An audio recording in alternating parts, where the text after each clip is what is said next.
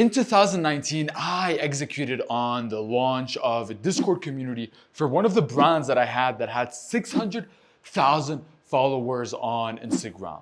The launch was rolled out through a virtual conference that I was organizing. And the only way for people to view the conference was for them to access the Discord and to watch it right then and there on Discord. In the first week of launching the Discord, we had over 7,000 organic people joining the community. And a couple of days after the event happened, the conference happened. But very slowly after that, I realized that there was something that was off. The two important metrics that make up a healthy community, quality of interaction and quantity of interaction, both of them were going down. People were leaving the server, although the server was open for everyone.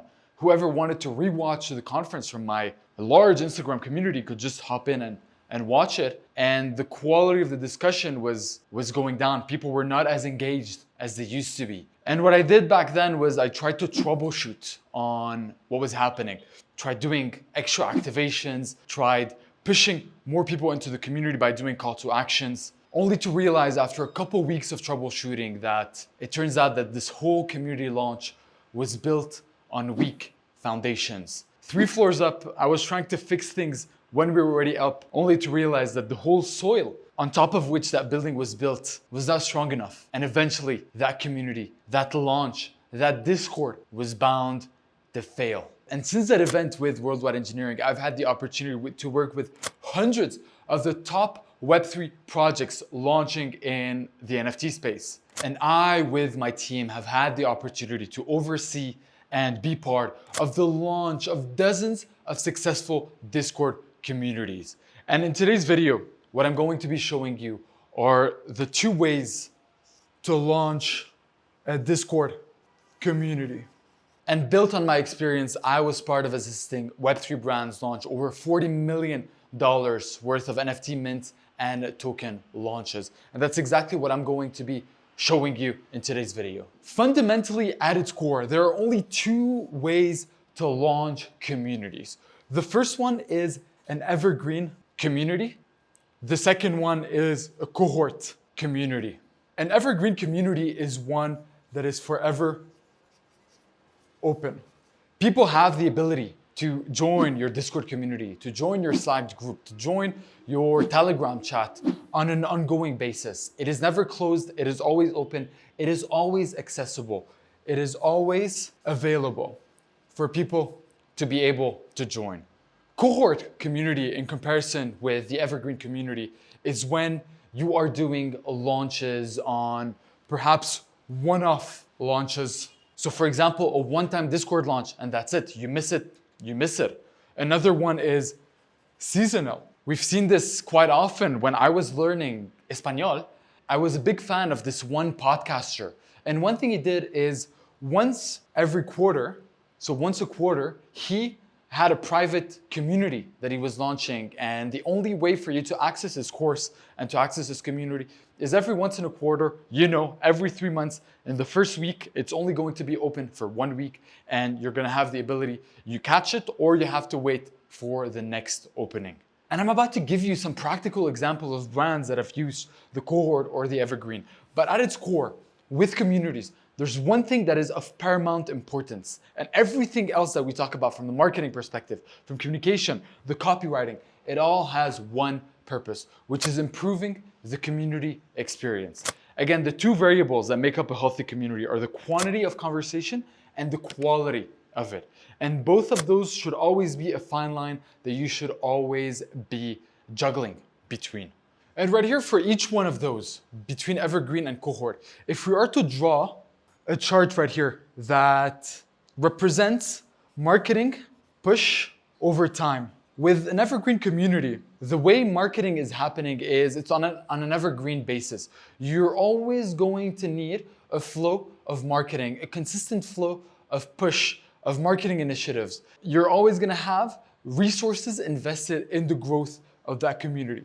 So for evergreen, it's pretty much of a linear marketing push that you are generating towards your community. For cohort, for example, it changes very drastically. The way it works with cohort is you start off and then you have one big marketing push. And then you stabilize for a couple months, weeks, years sometimes. And then you have another push. So the pushes, they happen in different seasons. And what you have the capacity of doing with the cohort is you have the ability of maximizing your marketing in short bursts of time.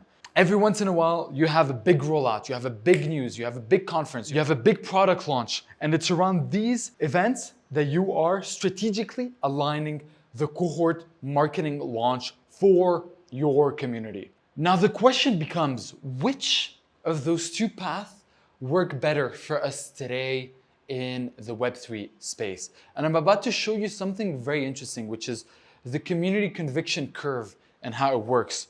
But before that, what I want us to draw, dissecting the chemistry of what your typical community looks like. At the very bottom, right here, these are the 1% of your community. These are your brand advocates. In every community, and again, you should not be launching a Discord community unless you have an existing community that you can funnel into. This is obvious information. But at the bottom, the 1% of people, you have the brand advocates. These are the people that share every post you make, that tell their friends about you, that buy your products no matter what is it that you ship. The other 5% that we have right here, these are your fans. These are your people that regularly are consuming your content. They're supporting you on social media. They'll occasionally send you messages on X or comment on your YouTube videos telling you how much they appreciate the content that you have. And then right here, we have 94% of people, and these are the onlookers. With a successful community, having experienced this dozens of times, the way we want to start off with the kickoff of our community is from the bottom, not from the top. We always want to start by onboarding the brand advocates into the business, because these are the people that are already sold on the product. They're already sold on the team, and they're already sold on what is it that you're building. They already have brand affinity. And them being part of that early cocoon, being close to the founder, having the ability to ask private questions, be on regular AMA calls in a private setting, exclusive with the team, with the founder, perhaps getting the benefits of being early, like OG status or whatever you want to call it. This is where it starts. With worldwide engineering, the mistake that I made is I ended up launching for everyone. And what this did is it ended up diluting the brand value. I had a mix between the onlookers, the fans, and the brand advocates. And a community will always trend to the average. And when you have 94% of people that act like onlookers, that act like strangers, and they're still learning about your brand, that's exactly what the community is going to look like. So the objective is always to have an average community sentiment and an average community member that is somewhere around here, not around here. And the way this is done is by onboarding brand advocates at first, then onboarding the fans, converting these people into brand advocates, because that is exactly what a successful Discord community must do. It is a middle of funnel marketing strategy that allows you to consolidate your audience and turn someone who is considering your brand into someone who's a fan of your brand, and a fan of your brand into a brand advocate. The goal is to push the fans into becoming brand advocates and to push the onlookers into becoming fans, which will then become brand advocates. This, ladies and gentlemen, is what a successful rollout of a Discord community looks like. And when we are to think about it through that lens, it all of a sudden makes sense how a cohort launch facilitates in achieving exactly that. Slow and steady launch of your community, like a pressure cooker, keeping the community healthy, keeping the community active. Once you have room to let go a little bit of that pressure, you bring on a little bit more people. Now, there's one con about the cohort way of launching NFT communities, Web3 communities, whatever it is you're trying to go after. There's one con. There's a rule in marketing that says that at any point of time, 3% of your market is ready to buy.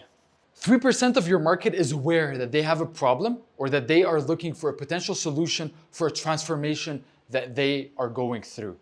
So through the cohort, oftentimes you might be missing out on catching that 3%. I have one example. Last weekend, I was on a Sunday, it was my research day. And I was playing around with different analytics tools, analytics platforms. And there was this one analytics platform that was very promising. They offered social sentiment powered by AI, had the ability to analyze different projects, had the ability to analyze the organic conversation around different projects. And the actual software was not cheap. It was $1,000 per month. And I was in the market for it. I was looking for that solution for my business on Fungible. This is something that could have potentially helped us unlock greater reach, greater scope, and greater data analytics tracking. But unfortunately, they did not have a community that I could go to, ask my questions, and potentially be sold on the solution. I was in the top 3%, but I was not able to get converted into the funnel because I couldn't get the answers that I was looking for on the website or on X. Would I have bought if they had a Discord? Maybe not, but would it have helped me, push me further down the acquisition funnel? Absolutely. But overall, outside of that 3%, a cohort marketing launch always long-term ends up outperforming an evergreen marketing launch at the beginning stages of a brand launch. And what's really interesting is there's going to be a point as your brand matures, as your community evolves, where you're going to switch from the cohort, so the cohort model, to the evergreen model. If you are to look at most of the big NFT projects today, whether it's the Azukis, the Pudgies, the Yuga Labs, all of these have open communities that you can go in, check out, ask your questions. But this only happened at the later stage. Once the community has consolidated, the core is strong, and any new onlookers will not dilute the average community sentiment. And what I have right here for you with my tiny little chart is the community commitment curve. And we'll put this up on the screen right here for you to look a little bit into. But this is a very well-studied phenomenon of what is the typical community journey that the average community member has to go through to go from someone discovering your brand for the very first time to someone becoming a leader within your brand. And a leader is the highest level of community member. That is the type of person that is by themselves going to create initiatives for your community. They're going to be the ones pushing events, creating events out of their own goodwill, oftentimes without even getting paid. And I have a couple examples for you that you're gonna love. The 4 steps are as follow. The first step of a community journey is for them to discover your brand. The second one is them being onboarded into your community. The third is engaging with the community. The fourth is them becoming leaders, attending a rally, organizing side events, organizing AMAs, answering questions for new community members, becoming a moderator without officially becoming a moderator. They're leading the community and they're assisting in making it better. And the community commitment curve is one that was actually highly studied and implemented by the chief of marketing at Airbnb. And the ultimate goal for them with the community onboarding is to get people to host other people with their Airbnbs. Pretty much for them to open up their home and starting to host people within their house. This was the ultimate outcome that they were trying to get in the beginning stages of Airbnb launching. And they realized that the buyer journey could be fractionalized into multiple different steps. Bringing someone who has never heard of Airbnb and all of a sudden getting them to host someone, a stranger, into their home was too large of a canyon between the two transformations. So what they realized is there had to be specific touch-base points that a community member had to go through. At first, it was them reading a blog article about hosting on Airbnb. Here's how much money you could be making. Here's 3 case studies of Suzanne, David, and Alex, who made an extra $5,000 a month on top of their work with Airbnb. The next step in the journey, according to Airbnb, was getting them to sign up for the platform and perhaps even book a stay at someone else's Airbnb. The third touch point was for them to attend a local community meetup. At the beginning stages of Airbnb, they would host community meetup in the biggest markets that they had. And they realized that the highest conversion to someone becoming an Airbnb host was them attending the event. So the next step was, how do we get someone to attend one of our local events that was happening in the local city? And finally is where we had the ability to convert someone. The discovery phase and the onboarding phase of a new community member was only possible when you had in place the second half of the community commitment curve, which was the discovery and the leading. Were you to not have existing case studies, it would have increased the churn, aka the number of people who come in and then exit the funnel would have increased that by quite a lot. Most of the community events that were organized at Airbnb were not by the executive team at Airbnb. These were by local hosts that were hosting people into their Airbnb. They were also the one organizing the community meetups in their city. So it was the fact that they already had engaged community members and leaders within the community members that allowed them to have a smooth onboarding journey. And that's exactly going back to our fractionalized community engagement triangle right here. Having brand advocates, bringing on the brand advocates and the fans into your ecosystem first, all of a sudden makes sense when you are to think about the community commitment curve. More oftentimes, the people who have gone through the existing transformation. Another common example that I've seen in the sales world is the sales coaches actually end up being past community members that have succeeded so well with the program that they end up becoming upgraded to becoming sales coaches. So all of a sudden, as a newcomer coming into the program, you have all these case studies of people that you can look up to. You have leaders that you can tap into, ask questions to, and mentors that are going to assist you with your launch. And if you right here are watching this video, you're most likely a Web3 founder or an NFT founder that is looking to launch and scale their brand in Web3. And one example that I have for you that I'm experiencing right now as we speak is my business partner, Crypto Kermit, a very big content creator on X, has built a community of people on X, of people that support him, appreciate his content, and people that are fans of his, with 1% of people being the super fans. What he has recently launched was this community called the Kabal. And the Kabal, the way he did it is he started off by handpicking his friends and supporters and families to join the community. And he made a one-on-one unique profile picture because he's known for his art, made a one-on-one unique profile picture for all the early members of the Kabal. And slowly, he is growing the Kabal, bringing new people in. Now he opened up a Typeform application. A big chunk of his audience can now go and apply on a website to become part of the Kabal. So you see how he has built out the core and is now opening up to the main audience.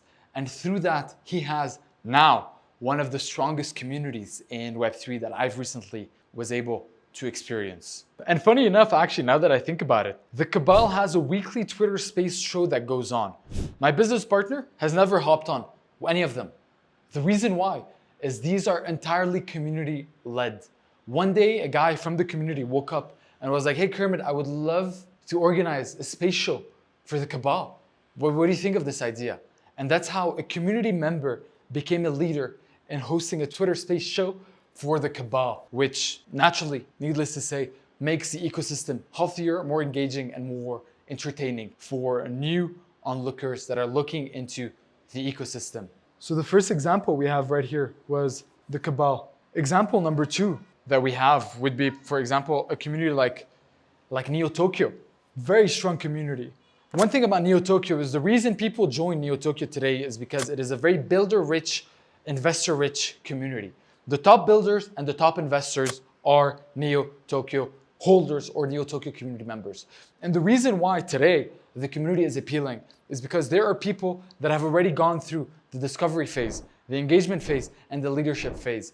The people you go on Neo Tokyo's community and interact with are going to be these leaders that have already gone through the transformation, that have perhaps bought Neo Tokyo 2 years ago and have since made the hundreds of thousands, if not millions of dollars off the opportunities that came through the community. And it is this exact reinforcing of the transformation that the onlookers are going to get through the brand advocates that makes people a lot more likely to travel through the buyer journey. Now, here's the final thing I will leave you with, a word of warning. Talking about the community commitment curve, one mistake I often see founders do is they try to make their prospects travel through the journey way too quickly. Have you ever experienced this? You go on a Discord channel and in the welcome page, you have a list of 5 things that you need to do.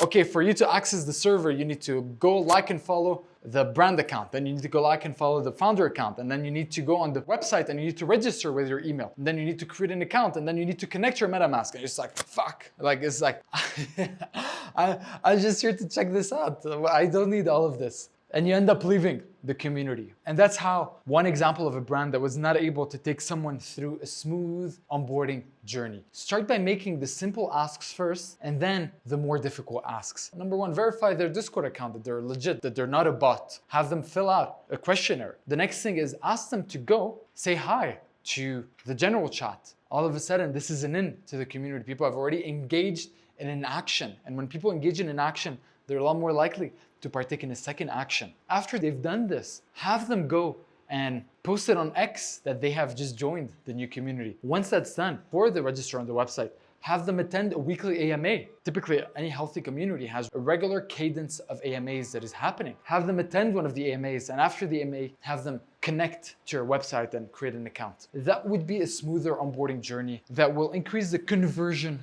of a discovering community member, of an onlooker, into becoming a brand advocate. So ladies and gentlemen, these are the 2 ways to launch a Discord community: Evergreen and Cohort. Start off with a Cohort community. Incentivize your early fans and slowly bring in new people for as long as you do not dilute the average sentiment within the community.